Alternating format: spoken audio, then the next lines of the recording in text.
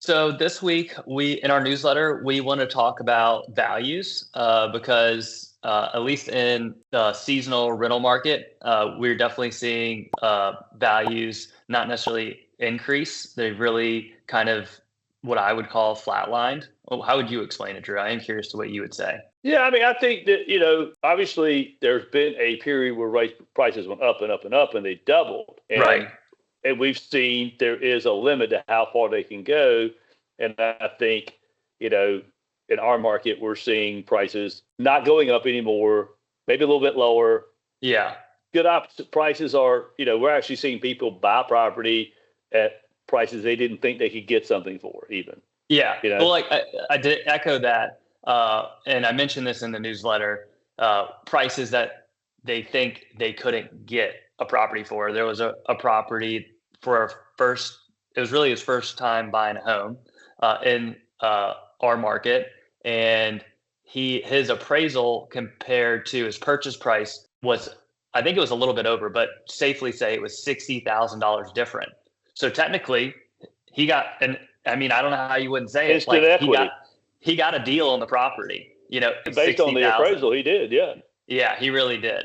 So I thought that was, for the buyers out there, that's one of the first things that I mentioned in the newsletter is like, if values are relatively the same as last year or a little bit lower, like it was just very common last year.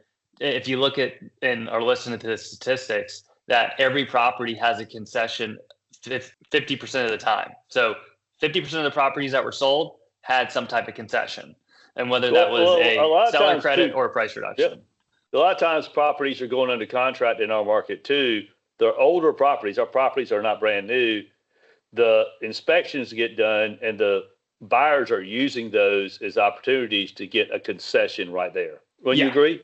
Right. That's how a lot of the concessions are done. They're actually done post-contract. But it's they're also done up front. Right. Because the market is where it is, as a buyer, you can make a very competitive. You can't buy a property for 20% under its listed price. That doesn't happen. What will happen before it will sell under listed price is they'll reduce the price on MLS, and then maybe you'll buy it at a lower price, because that nobody wants in the realtor world for the sales prices in MLS to be at 80% of asking. And so whatever's listed for an MLS, there's really not that much more negotiating room at 90. They want 95% of what it's listed for, and granted, that doesn't mean that 3 or 4 weeks from now that they're not going to reduce the price from, 800,000 to 750. That's a $50,000 reduction. And you still might get it for 95% of 750. And obviously that's less than 95% of 800. So there's the ways to do that. But yes, I agree that in your case, we've got a customer who closed, bought property, and actually appraised for more than he paid for it. By a lot. And I think what you're trying to say is this is a great opportunity in the newsletter, if you read it, to say, take advantage of this. Honestly, you're going to always have closing costs. You can get a concession and use that to buy the rate down and get rates that are in the actually low fives. Yeah, it depends how big the concession is. I just want to get that out there. It all is scenario dependent. And loan amount. And loan amount dependent. But like, as an example, when I talked to this particular buyer where we had this huge, appraisal over value, he was, of course, trying to lowball. Like, how high can I go? Or maybe a better way to say, not how high can I go, how low can I go and get an acceptance, right? And so I was on the screen share with him, looking at numbers. A lot of times we go through like a pre-template of what we think the final cash to close is going to be, what the payment's going to be. And so I'm showing him the difference of offering, just to throw a number out there, it's not accurate, but 500 versus like 520. How much is that increasing his payment? And so what I did to kind of give him kind of like a peace of mind about it, because he's like, well, I don't want to come up I'm just making up a number, but another $20,000, is I said, well, why don't you come up, another $15,000 or $10,000, see where you are, and why don't we put in a credit of $5,000 what the payment will be the same as if you just bought it for 500. There's no difference in the payment. If you just bought it for 500, you got a lower rate. So my point to my buyer was like, look, there's literally no difference. If you buy it for 500 versus the 515 and you use the credit, like I'm suggesting, of like $5,000 or so, it's the same thing as you bought it for 500. So you're getting your price higher because the rate's lower, right? And your payment's the same, and your cash to close wasn't materially different on the cash to close. So that's how I was able to kind of get my buyer in the real, like, hey, we got to get to reality. We can't just be, 150 grand under the price. We got to get a little bit closer to a ballpark of like, maybe it's 50 grand lower, and we got to make a rationalization of why it would make sense to offer that higher price, but still have a payment that's the same as if you bought it for the original price you wanted for. So he took the time, in my opinion, to do the due diligence, take that phone call on the weekend. We did it, and it just made the process, and for him, obviously a major win.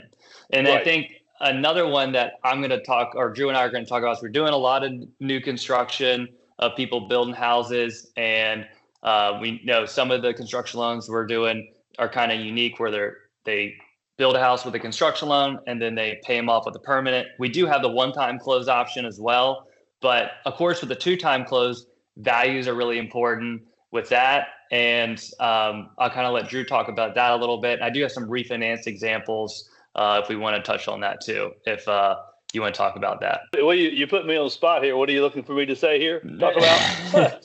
I'm just saying that, especially when it comes to new construction, right? And you're doing more creative financing, that the value of the first appraisal to get the construction loan is really critical.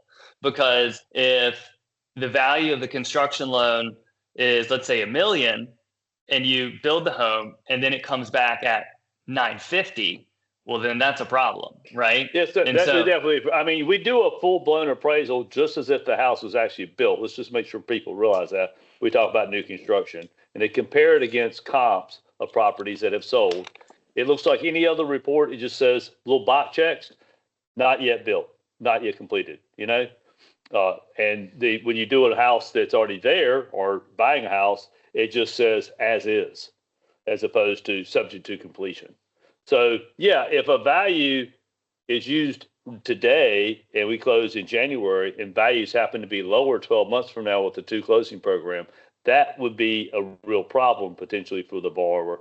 And it's maybe one of the reasons we might be at 70 or 75% on the construction loan, and we can still do 80 at the end if the value wasn't there. Is that what you're looking for? Yeah, basically. And I think also a really good point to make is, if you have a value issue, how are you just stuck with bringing more money to closing? And this doesn't always necessarily apply to construction. I know I mentioned that, but it applies to if you're just doing a regular refinance to lower the rate and the value is lower. And let's say the client originally put 20% down and then the value came in and it doesn't allow for 20% equity anymore. Now there's, for just an example, like 15% equity in the property. That means the client has MI because, he's going to get a lower rate. Or he's got to come up with down payment. Right. Yeah, or he's got to come up with a down payment. So that's not a very good refinance scenario. No, it's not at all. And I just had this happen literally this week where I had a client, they're doing it's a whole point lower in rate. So I think that's a pretty solid drop in his payment. And it was about a $300 drop in his payment.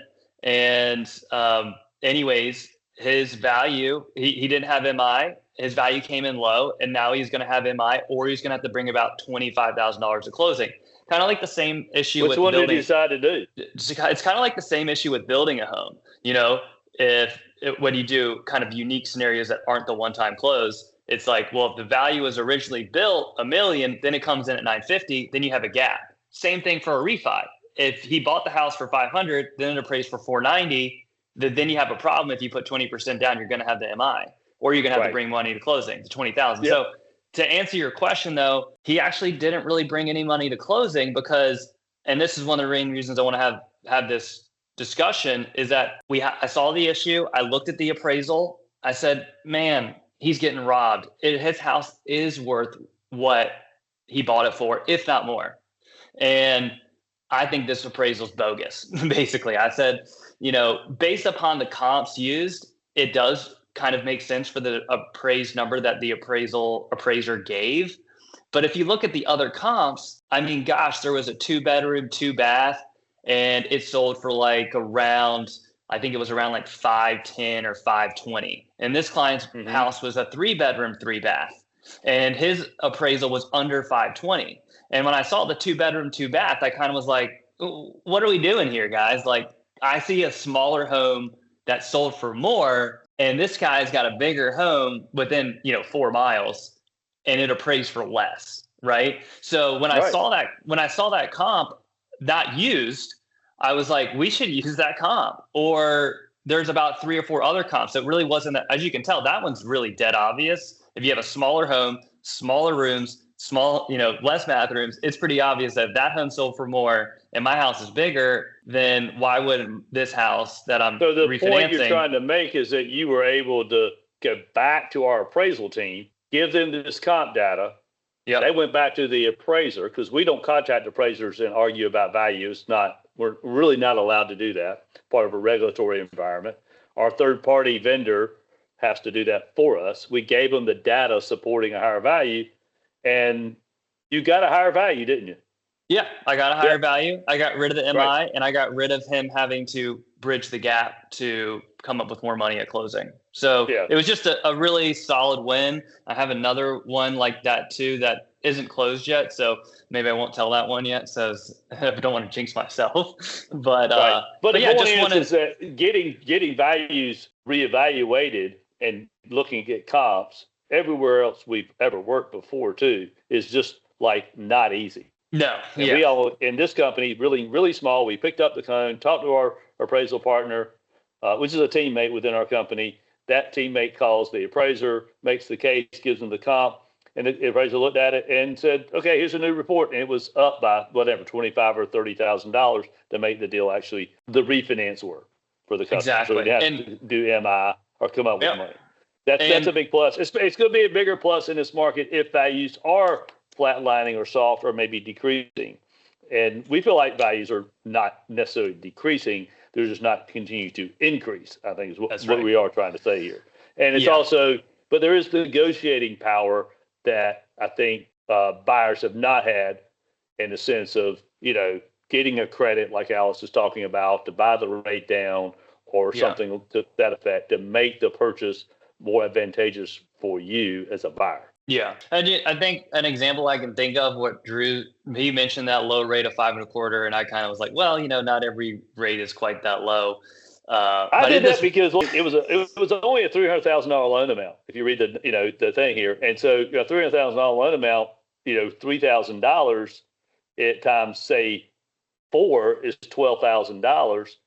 Closing costs are pretty, with insurance and title and escrow and everything, can be $7,000, $8,000, $9,000, $10,000. So he took all that credit, bought the rate down, and was able to get 5.25% because it was a small loan amount, and he had a $12,000 credit to buy the rate down. So he took the $12,000, bought the rate down. That's 4 points, and you used to a flatline 30-year fixed, straight up 30-year conforming fixed, got 5.25%, and and he paid the closing cost. The attorney's fees, title insurance, which you'd have anybody, is to using it for that, which feels good in your pocket, but doesn't feel good for the rate. The payment. So, the payment that you pay every month. He's going to be in this house. This was a primary. It didn't want to move in for 10 or 15 years. It made really good sense. Yeah. Well, you can definitely do the same thing for a second home as far as, the second home rates are typically 3/8 to half a point higher, somewhere in that ballpark range. In the conforming space, the jumbo space, they can actually be equal to a primary rate. They can. That's right. Yeah. I just know borrowing a lot of money in the current market because rates are high isn't super, people aren't jumping off to do it, right? So most people that are buying homes are trying to manage how much money they borrow. In our market, of course, where a lot of times we're having seasonal rates offset the home ownership expense or some of the payment, it's more likely that people borrow more. So we do get jumbo loans in our market, but it's very common that most of the loans, if we took 10, 6 of them are under that $832,000 loan amount. And that's when the rate's a little bit higher in that conforming space. That's why I referenced that. If it's jumbo, like Drew's, for second homes. If it's jumbo, it's about the same. But for conforming second home in a smaller loan space, the rate is a little bit higher. Another way to try to manipulate or lower your rate down, other than just saying, hey, the seller is going to pay for a lower rate, is if you bring a larger down payment, right? A larger down payment. Like I have a client that's putting down, I think it's 35%, and it's almost an identical rate to a primary home rate, right? Right. So he is putting a lot of money down, but it is lowering his payment, and he is getting a lower rate. Now, if he doubled that and said, hey, I want to get a credit and I'm going to put a lot of money down, then he'd be in the 5s as a second home, right? So it's a good point to make that it is possible in a second home. Also, putting more money down. We see more people put more money down because, one, the prices are higher and they want lower payments. Yes, just exactly. Simple. I want to own a house at the beach, but I don't want it to cost me an arm and a leg each month. I want to rent it as much as I can and use it when I want to use it. And I do want to use it, and maybe I'll use it some of those peak weeks. So let's figure out where the break even is for me to put, or I'm comfortable making a certain payment, and the cash flow covers it. And the one way to do this is reduce the loan amount. Yeah. All right. Well, I hope that was helpful. I think that's really all we wanted to touch on today, and let you know that we have solutions, that we want to help people. And if you have a mortgage request, reach out to us, and we'll talk to you next week. Thanks a lot. All right. Thanks a lot, Alex.